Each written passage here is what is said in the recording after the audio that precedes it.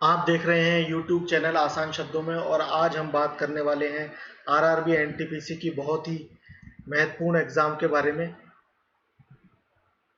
जिसकी बहुत दिनों से हम तैयारी कर रहे थे या बहुत दिनों से हम इंतज़ार कर रहे थे कब परीक्षा की तिथि जो है वो घोषित हो। तो लगभग 15 दिसंबर को इस एग्ज़ाम के लिए भारत सरकार ने डेट घोषित कर दी है, बहुत ही दबाव के बाद में, कि 15 दिसंबर को यह एग्ज़ाम करवाई जाएगी। तो आरआरबी एनटीपीसी 2019-2020 की तैयारी कैसे करें, इस बारे में हम चर्चा करेंगे आपसे इस वीडियो में। सिलेबस का टॉपिक वाइज विश्लेषण मैं आपको बताऊंगा और रणनीति हम डिसाइड करेंगे कि फाइनल सिलेक्शन के लिए हम तैयारी करें बच्चों। ऐसा नहीं है कि हमें सीबीटी 1 में ही पास होना है या सीबीटी 2 ही निकालना है, हमें फाइनल सिलेक्शन की तैयारी करनी है आज से ही। इसके लिए हम तैयार होंगे। कुछ महत्वपूर्ण बातें आपको ध्यान में रखनी है, बहुत छोटी छोटी चीज़ें होती हैं लेकिन बहुत महत्वपूर्ण चीज़ें होती हैं जो स्टूडेंट्स छोड़ देते हैं और उसकी वजह से उन्हें बाद में अफसोस करना पड़ता है। जैसे सीबीटी 1 के मार्क्स फाइनल मेरिट में नहीं जुड़ेंगे, यह आपको मैं बताने वाला हूं। और भी ऐसी बहुत सी चीज़ें मैं आपको इस वीडियो में बताऊंगा, इसलिए उन चीज़ों को जानने के लिए आप वीडियो को अंत तक देखें। सीबीटी 2 अलग अलग लेवल के लिए अलग अलग होगी, ये भी एक महत्वपूर्ण बात है और ऐसी ही कई अन्य महत्वपूर्ण जानकारी मैं आपको इस वीडियो में देने वाला हूं, तो लगातार बने रहिए इस वीडियो में। पहले हम डिस्कस करेंगे कितने चरणों में यह एग्जाम होगी।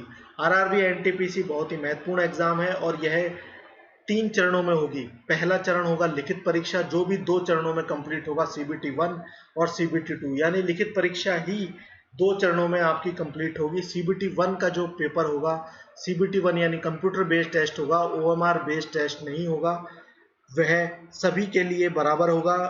लेकिन महत्वपूर्ण बात यह है कि फाइनल मेरिट में इसके नंबर नहीं जुड़ेंगे। सभी पोस्टों के लिए सीबीटी 1 कॉमन होगा और सीबीटी 2 हर पोस्ट के लिए अलग अलग होगा।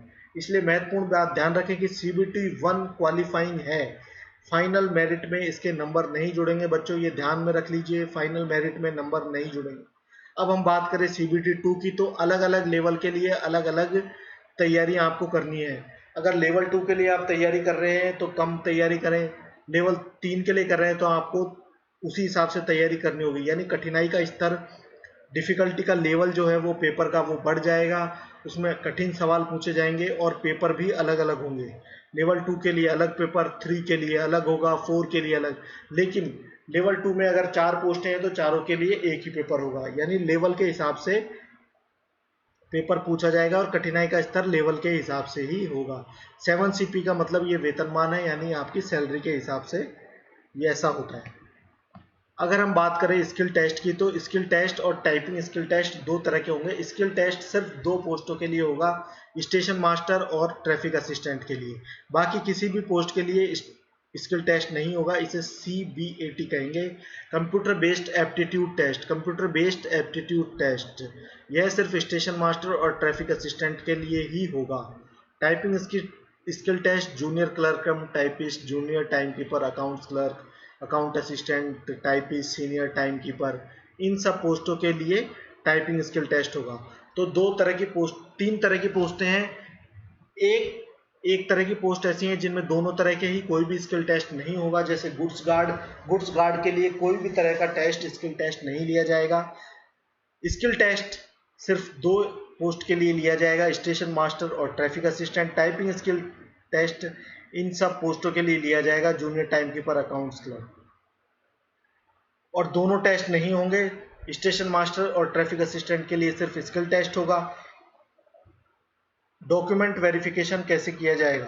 डॉक्यूमेंट वेरिफिकेशन के लिए शॉर्ट लिस्टेड किए जाएंगे। सेकंड स्टेज जो सीबीटी होगा उसमें जो हमें अंक मिलेंगे, और स्किल टेस्ट, अगर स्किल टेस्ट है तो, या टाइपिंग स्किल टेस्ट है तो टाइपिंग स्किल टेस्ट, और नहीं है तो सिर्फ सेकंड स्टेज के हिसाब से डॉक्यूमेंट वेरिफिकेशन के लिए बुलाया जाएगा। 20 गुना कैंडिडेट को बुलाया जाएगा सेकंड स्टेज के सीबीटी के लिए।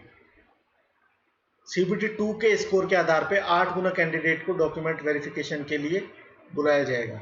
सभी पोस्टों के लिए एक समान सीबीटी 1 का पेपर होगा, उसके बारे में हम बात करेंगे अभी। 90 मिनट का सीबीटी 1 होगा, उसमें 100 क्वेश्चन आएंगे। 3 पार्ट होंगे, जनरल अवेयरनेस 40 नंबर का होगा, मैथमेटिक्स 30 नंबर का, और general intelligence and reasoning 30 number का पेपर होगा।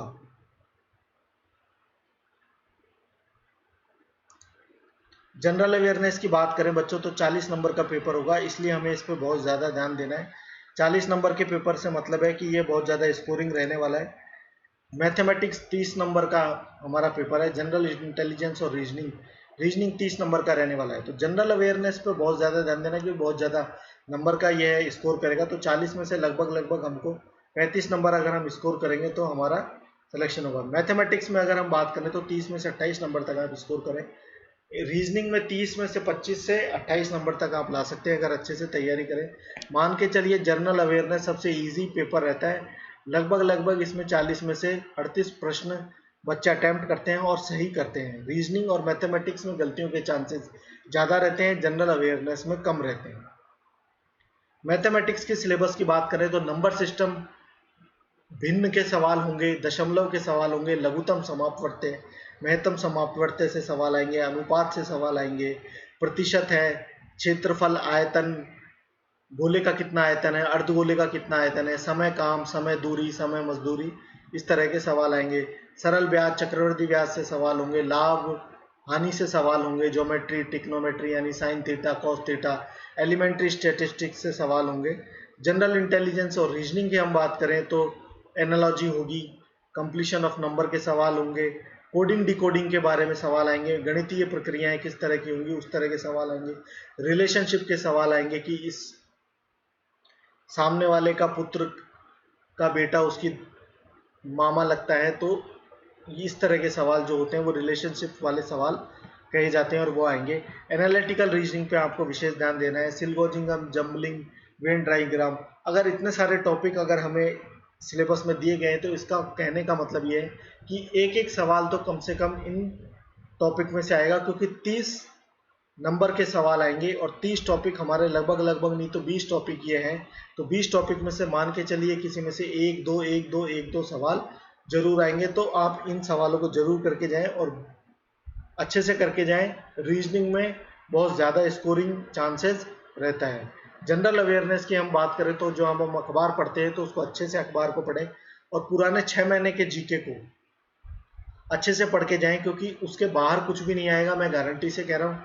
अगर आप लिख के ले जाएं, अगर आप पेपर देखेंगे तो आपको पता लगेगा। करंट इवेंट्स के जो करंट इवेंट है वो राष्ट्रीय और अंतर्राष्ट्रीय महत्व के जो मुद्दे हैं उनके बारे में सवाल आएंगे। आर्ट और कल्चर के Indian literature, monument, place of India, general science के सवाल आएंगे। 10वीं तक का लेवल होगा साइंस के लिए। साइंस में विटामिन के बारे में पूछा जा सकता है, रोगों के बारे में पूछा जा सकता है, फिजिक्स से संबंधित सवाल, केमिस्ट्री जैसे खाने का सोडा है इसके बारे में। हिस्ट्री ऑफ इंडिया की हम बात करें तो इतिहास की जो हम बात करेंगे तो स्वतंत्रता आंदोलन का इतिहास है उसके बारे में सवाल पूछे जा सकते हैं। फिजिकल, सोशल, इकोनॉमिक, ज्योग्राफी से सवाल आएंगे। इंडियन पॉलिटी यानी भारतीय राजनीति और संविधान से संबंधित सवाल आ सकते हैं।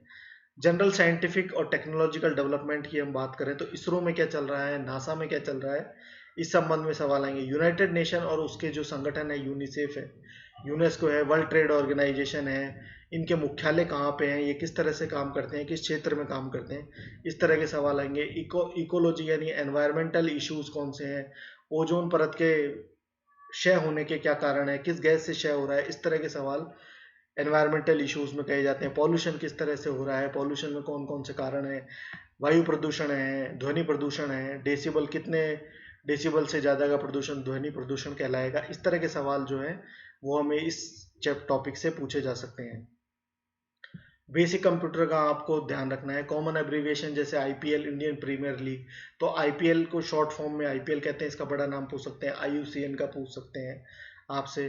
जैसे बैंक हो गया, नाबार्ड है, उसका फुल फॉर्म क्या है, इस तरह के सवाल पूछे जाएंगे। ट्रांसपोर्ट सिस्टम इंडिया में कैसा है, कौन सा हवाई अड्डा कहाँ पे है, इंडियन इकोनॉमी, अर्थशास्त्र, रेपो रेट के बारे में। फेमस पर्सनैलिटीज इंडिया की कौन कौन सी हैं, दुनिया की कौन कौन सी हैं।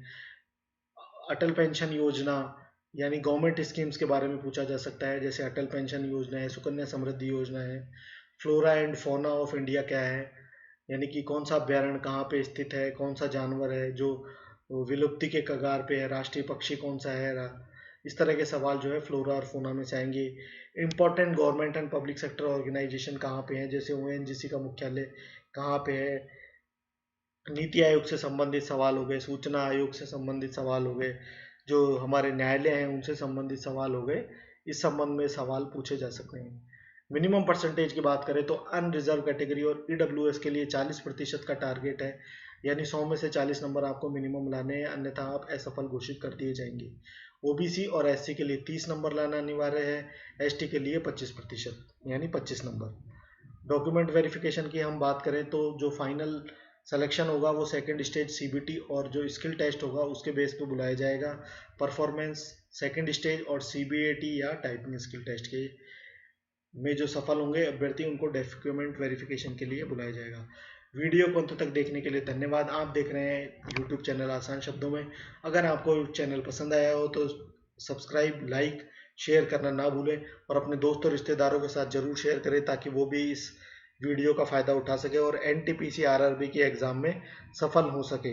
इस वीडियो को देखने के लिए धन्यवाद।